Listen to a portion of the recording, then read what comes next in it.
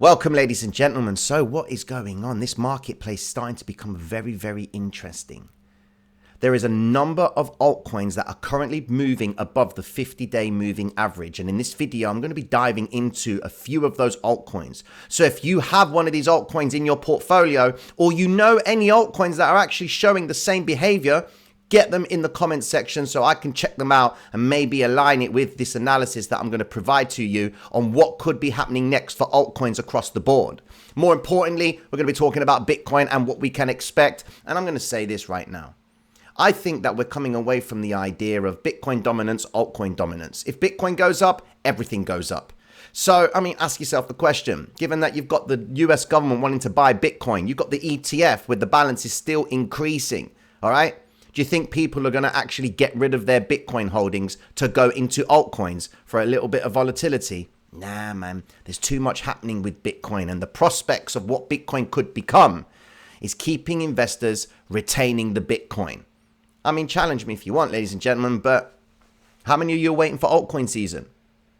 Ask anyone who's in crypto. Will they sell their Bitcoin to go into ADA?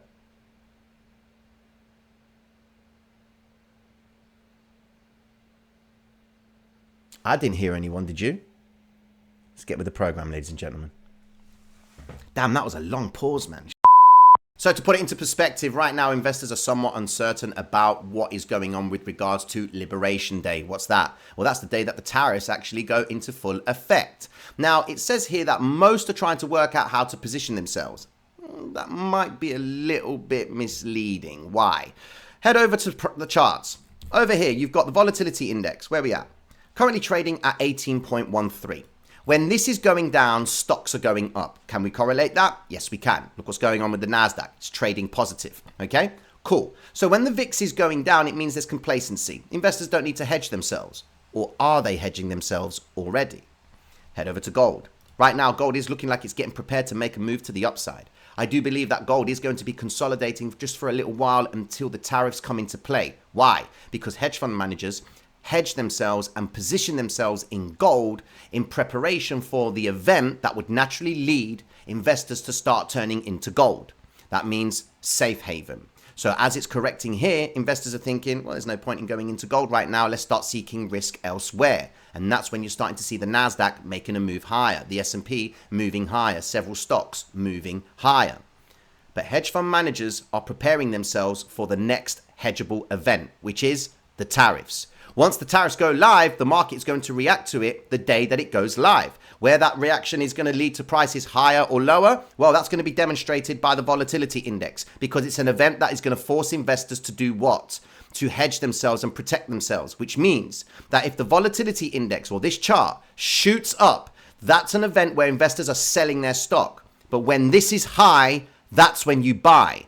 But you might get caught out if it keeps on climbing. So you've got to wait till the point where the event has come and investors have absorbed it. That means the volatility index will shoot up, then it will consolidate, and then that's when it's going to start to make its way back down again. When it starts to make its way back down, that's when you buy. You buy when it's high. You sell when it's low. So that effectively means that could this be the spot that the VIX reverses from, which means you might want to be shorting everything. Problem is, are we there yet?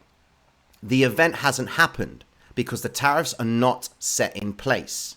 So that could effectively mean that from now going into April 2nd, we could see the markets continuing to move upwards, that's where investors have effectively been selling the rallies. Have they been buying these rallies? Well, if you go over to the NASDAQ's volume over the last couple of days, if you look on the bottom right, it shows you that we had 1 day of accumulation above the 50-day average. We need to see 3 days above the 50-day average to show us that volume is coming in and investors are buying stock. Yesterday's volume wasn't above average. Today's volume is still a little bit low, but the volatility might be present. But if the volume isn't, then that could be an indication that this rally to the upside on the NASDAQ might be short-lived. Now, we are coming in towards an 800 EMA resistance point. So what NASDAQ really needs to do is it needs to start marking higher. And the question is, what reasons do investors have to start plowing into stocks other than the fact that they are at now a discount? Economically speaking, the US economy is doing okay. We had a reading yesterday in consumer confidence saying 92.9. That's not bad. I mean, they projected 94, but it shows that people are somewhat negative. New home sales came in yesterday at 676, higher than what it was previously, but lower than the actual expectation. That's good news for the US economy. Now, going into today, we've got the core durable goods orders, and they're expecting 0.2%, an increase. And then durable goods orders month on month, they're actually expecting a decline. But if the Federal Reserve can see that the economy is doing fine, there is no obligation to cut the interest rates. And if they're not going to cut the rates, that means the dollar's yield is going to be higher for longer. That means investors in principle should be capitalizing on going into the bonds.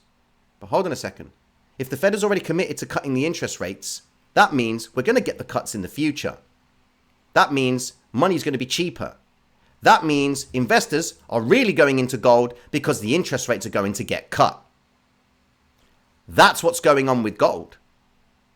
Now you've got to ask yourself, what about Bitcoin? What about all the rest of the gang?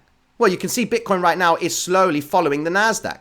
You can see in the actual ETF, no one's really doing anything. They're not selling.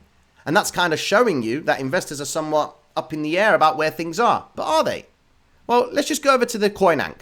CoinAnk right now is showing us some very interesting behavior. Remember when I said last week that we need to see the bids that were placed down here to get cancelled and moved up? That's exactly happening right now.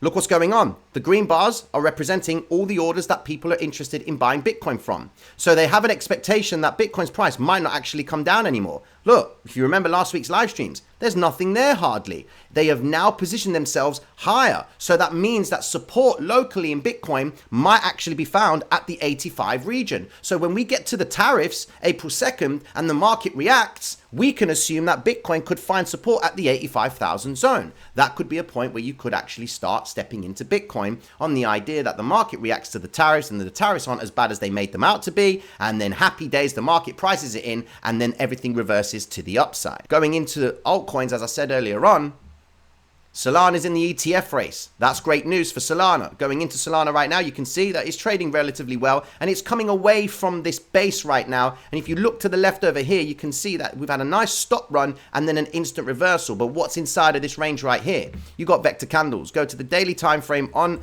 Ethereum, Solana, and you can see you've got this violet vector candle right here, which logic says that we would be naturally expecting Solana to come back into that zone. And it always starts off with a vector candle. Test of the 800 EMA, it's now starting to make its way up towards that point. So I do have an idea that Solana is going to succeed the 178 region and fully recover this violet vector candle. Now, as I said at the start, there are a number of cryptocurrencies that are moving above the 50 EMA. This is 50-day moving average. This is important. It says here that over 20% of them are actually trading above the 50-day moving average. Going over into those altcoins themselves, just to put it into perspective for you, here is a list of what I'm seeing happening. Curve is trading above the 50 EMA. Happy days. We're going into Coty, trading above the 50 EMA. Happy days. Going into ZEC. That too is also trading above the 50 EMA. And there are other altcoins that are trying to get above that. And you can see RSR, that's trading slightly above the 50 EMA. We go to DOT, that's also trying to get above the 50 EMA right there. So what am I doing? Why am I telling you this? The important thing is this. The altcoins that are trading above the 50 EMA, once the market absorbs the idea of tariffs and they've effectively positioned themselves and absorbed that information about the negativity or the positivity behind the tariffs, when these altcoins retrace back into the moving average, it's those altcoins that are going to then continue to the upside. Focus on the altcoins that are trading above the 50 EMA on the daily time frame, because when you've seen them breaking above the 50-day, when prices do correct, they're going to test their 50-day moving average and then effectively bounce from that point and then continue with the narrative to the upside. Something like this for Curve Coin, you can see, I'd expect it to come back up towards that 68 cents mark. Because once the market prices in the tariff impact, everything will come down. They will test moving averages and then continue to the upside. That's the logic of this chart right here.